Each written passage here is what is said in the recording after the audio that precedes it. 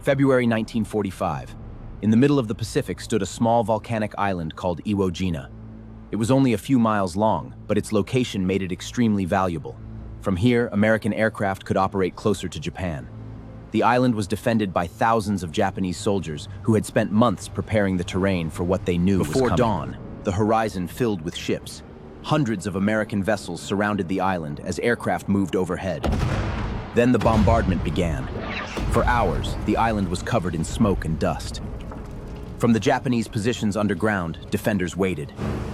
The invasion they had prepared for was finally On February 19, American Marines approached the beaches. Landing craft opened their ramps, and Marines moved onto the black volcanic sand. At first, the shoreline appeared strangely quiet. Geysers of sand and water erupt concealed Japanese await disaster. Then the defenders opened fire from concealed positions across the island. The beach quickly became a maze of craters, vehicles, and advancing troops. Within days, American forces began pushing toward Mount Suribachi. The volcanic mountain dominated the southern end of the island, making it a crucial objective. Marines moved carefully through the rugged terrain, while Japanese defenders remained hidden inside fortified positions. Taking the mountain would give the Americans something they desperately needed: control of the island's highest ground.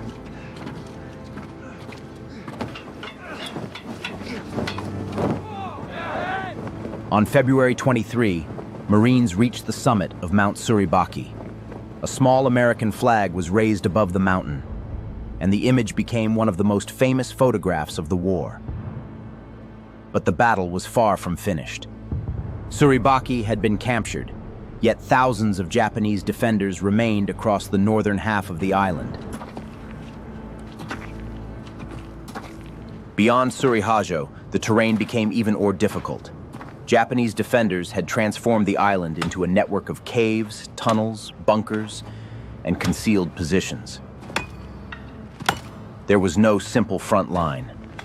American forces had to move carefully from one strong point to the next.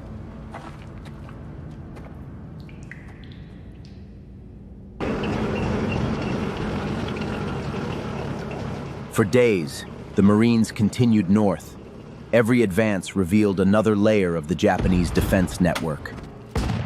Tanks supported the infantry.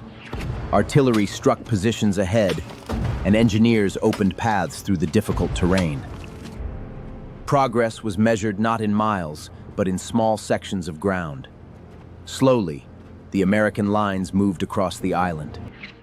By early March, American forces had reached the northern part of Iwo Jima.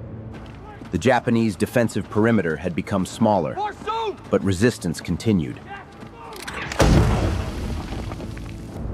The island that had once seemed enormous was now almost completely under a McIntyre Island, with their lines' control almost remaining Japanese strong.